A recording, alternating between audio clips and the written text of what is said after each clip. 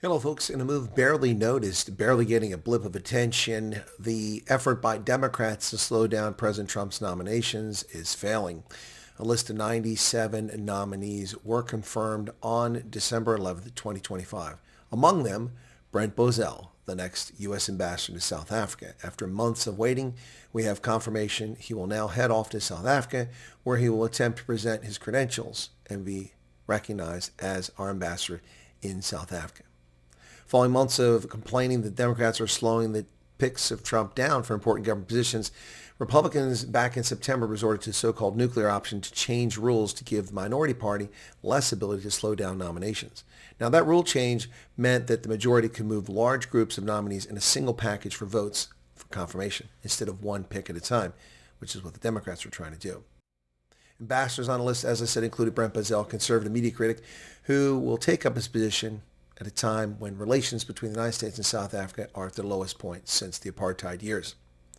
Also advanced this past Thursday was Tammy Bruce as Deputy Representative to the United Nations. She's a former Fox News contributor who has been serving as State Department spokesperson during the first several months of this second term. So what does this mean, folks? Well, I'm sure there'll be some folks, perhaps Julius Malema and maybe some others in South Africa, including media pundits, say that, well, South Africa shouldn't accept Brent Bozell as ambassador.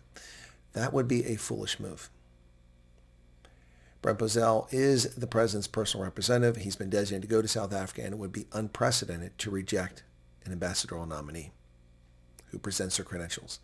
So I anticipate that South Africa will accept his credentials, and they will take a more moderate position, at least regarding his nomination. However, South African politicians and media critics and social media keyboard warriors will go to town on this arrival. Brent Bozell should arrive in South Africa sometime, I would imagine, in January to take up his post as our ambassador. Now, this comes after he was previously nominated to take over what was essentially the organization that was responsible for Voice of America. That no longer exists. And so Trump nominated him for that and then wiped out that position. So I don't know, as a sot or as a reward for his loyalty, he was appointed or nominated as ambassador to South Africa. So we'll see what happens. Look, the U.S. ambassador to South Africa has traditionally been a political appointee. Some have been brilliant, others have not. We'll see how this goes with Ambassador Bozell. I look forward to his time in Pretoria and hopefully get a chance to get a conversation with him to talk about efforts to reset or reestablish the relationship between the ANC-led government and Washington, D.C. Well, what say you folks? Merry Christmas. U.S. has a new ambassador to South Africa. Cheers.